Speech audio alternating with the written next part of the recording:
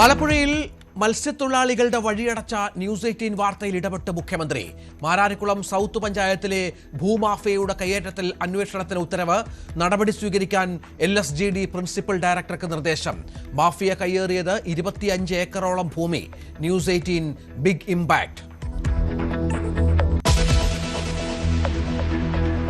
CPM cyber ടീമിൽ പൊട്ടിത്തെറി. മുതിർന്ന മാധ്യമ പ്രവർത്തകർ ടീം വിട്ടു. നികേഷ് കുമാർ പരാജയമെന്ന വിമർശനം.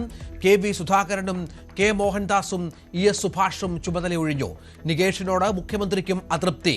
സംരക്ഷിക്കുന്നത് MV ഗോവിന്ദനെന്നും ആക്ഷേപം. PK ശശി നിർണായക രാഷ്ട്രീയ പ്രഖ്യാപനത്തിന് സൂചന. KTDC ചെയർമാൻ സ്ഥാനം രാജിവെച്ചു. തെരഞ്ഞെടുപ്പ് മുന്നിൽ കണ്ടുള്ള നീക്കമെന്ന് സൂചന. നാളെ മാധ്യമങ്ങളെ കണ്ടേക്കും.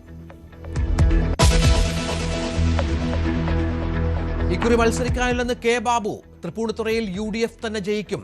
സ്ഥാനാർത്ഥിത്തിലായി ആരുടെയും പേര് നിർദ്ദേശിക്കില്ലെന്നും K ബാബു. കോൺഗ്രസ് സഹയാത്രികൻ അഖിൽ മാരാർ 2020യിലേക്ക്. കൊട്ടാരക്കരയിൽ സ്ഥാനാർത്ഥിയായേക്കും.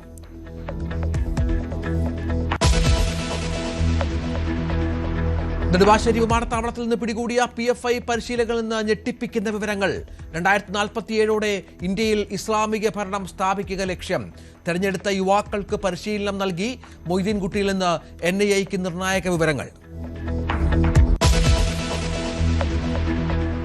നിർമ്മിത ബുദ്ധി ആണവോർജം പോലെ സൂക്ഷിച്ചുപയോഗിക്കണമെന്ന് പ്രധാനമന്ത്രി നരേന്ദ്രമോദി. AI കണ്ടുപിടുത്തം ലോകത്തിലെ നിർണായക വഴിത്തിരിവ്. AI തൊഴിൽ ഇല്ലാതാക്കുകയില്ല, പുതിയ തൊഴിലവസരങ്ങൾ ഉണ്ടാക്കുമെന്ന് Reliance industry chairman Mukesh Ambani. AI ഉച്ചകോടി ഡൽഹിയിൽ തുടരുന്നു. ഡോക്ടർമാരുടെ സമരത്തിൽ മെഡിക്കൽ കോളേജുകളുടെ പ്രവർത്തനം സ്തംഭനത്തിലേക്ക്. PG വിദ്യാർത്ഥികളും പ്രതിഷേധിക്കുന്നു. നെടുമങ്ങാട് ജില്ലാ ആശുപത്രിയിൽ നവജാത ശിശു മരിച്ചെന്ന പരാതിയിൽ മാതാപിതാക്കളുടെ മൊഴിയെടുത്തു. ഡോക്ടർക്ക് 10,000 രൂപ കൈക്കൂലി നൽകിയെന്ന് മൊഴി. നവകേരള സർവേ റദ്ദാക്കിയ ഉത്തരവിനെതിരെ അതിവേഗ നീക്കവുമായി സംസ്ഥാന സർക്കാർ. അപ്പീലുമായി സുപ്രീം കോടതിയെ സമീപിച്ചു. സർവേ സർക്കാരിന്റെ നയപരമായ തീരുമാനമെന്നും ഇടപെടാൻ കോടതിക്ക് അധികാരമില്ലെന്നും വാദം.